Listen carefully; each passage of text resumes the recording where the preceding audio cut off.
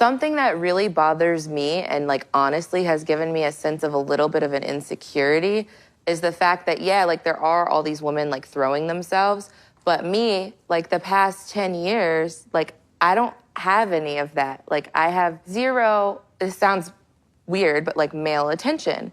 And so then like I be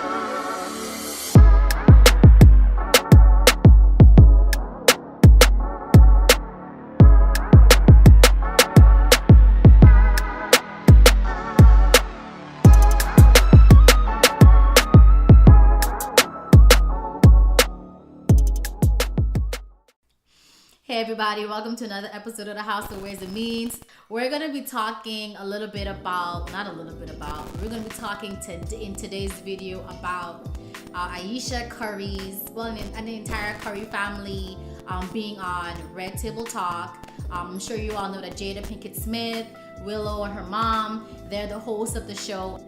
For you, like what were your thoughts and things that you've seen between clips, videos, people's reviews? What are your thoughts? My thought on it was just the part that I think everybody kind of latched onto was the part that she seemed disturbed that she's not getting enough male attention, which is such an odd thing for me to hear, a woman say, especially a woman in her situation, where I think there are tons of women who are envious of having a guy who seems to be, he's obviously a very wealthy athlete, top of his game, one of the greatest players of all time already. He's like 30, 31 years old. He seems to be a great father, a great family man. I mean, a church boy, like all of those things. They've been married a while, and so that means they got married pretty young because they're both still young, so they had to have known each other from college, I believe. They have 3 kids. The one that most recently is less than a year, I believe. So something that it made me wonder about, I mean, as a lay person, non-clinician, I was like, well, I wonder if this is some sort of postpartum depression, because I mean, she's been in the public eye for a while. She seemed to have her own lane that she's in. She's into the whole cooking, celebrity chef type of thing, cookbooks and all of that.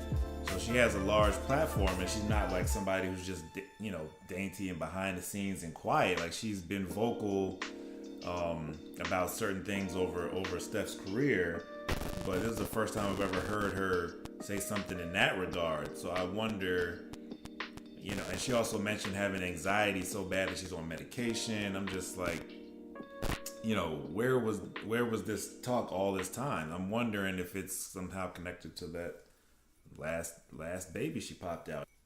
Yeah, so let's investigate that a little bit more, like postpartum depression, what that looks like. A lot of women do actually experience postpartum depression, and they could actually begin feeling depressed while they're pregnant, or it can come on, after the baby's birth, maybe even a few months after the baby's birth. So it doesn't necessarily have to be something that happens the minute you give birth, that, oh my gosh, now I'm depressed because I'm a mom. And you could not have postpartum depression for other kids that you've had, and then maybe for one of the other kids, or maybe the final child or whatever, you can experience postpartum depression. But obviously, from the way that I'm talking about postpartum, it has to do with your hormones in relation to being pregnant, giving birth, being a mom. So someone who experiences depression as a woman is not called postpartum depression. It's really in relation to the hormones and things that you experience during pregnancy, post-pregnancy, sometimes even prior to pregnancy, some of the things that you can experience hormonally. As far as the depression part and what was conveyed to me in watching the video, what I would say is that she has seemed to put on some weight. Now, the camera adds pounds, so I don't want to necessarily say that she's just super big or anything like that. I wouldn't say anything like that.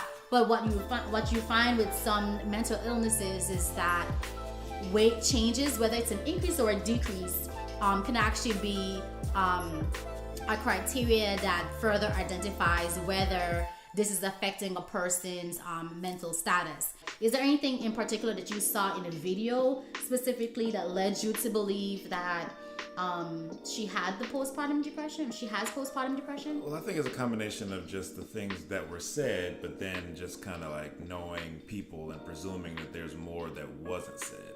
I mean, obviously they edited some things out, not to say that they edited anything important or of substance that she said out, but I kind of got this sentiment of, I got married really young. I didn't really get out and enjoy myself. I wasn't out in the streets. Like, I was living this nice, wholesome church girl life. And then I went straight into marriage. And I got this husband who's all over the world. There's women chasing him. And, you know, she seems to trust him. She doesn't seem to feel like he's doing anything that he shouldn't be doing. But I just felt like some resentment and just like a little bit of bitterness and just like a little bit of she's mad at herself for just kind of rushing into the whole wife, kids life. So it's possible that she's around a lot of you know, men and things that she's interested in, and she's just like kicking herself because she's like, I can't go there. I can't let myself do any of that. But then on the side of that, there's also what happens to you when you have kids, because it's like you're expected. I mean, I guess there's an expectation on women that isn't quite as strong on men, as far as raising children, being with children, you know, bearing the responsibility of taking care of the kids.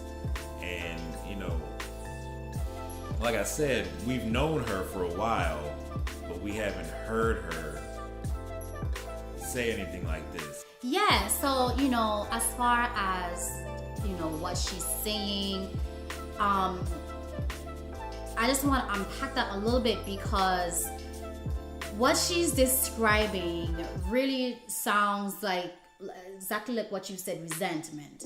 And resentment isn't necessarily postpartum depression. So depression is demonstrated by, you know, sadness, maybe even thoughts of wanting to hurt yourself,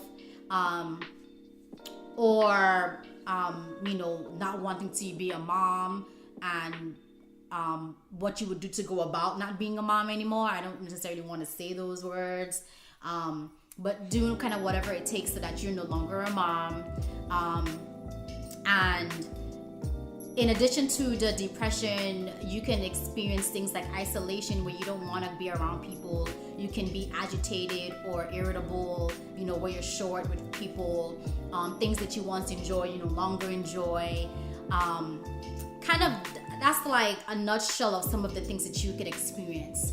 Now, with being pregnant and with those hormonal changes, again, a lot of those hormones would speak to the way that you feel physically. Like, you know, if you have a cold, you're not feeling well, you don't necessarily want to be in a social setting, you don't want to be around people, you don't have a desire to entertain.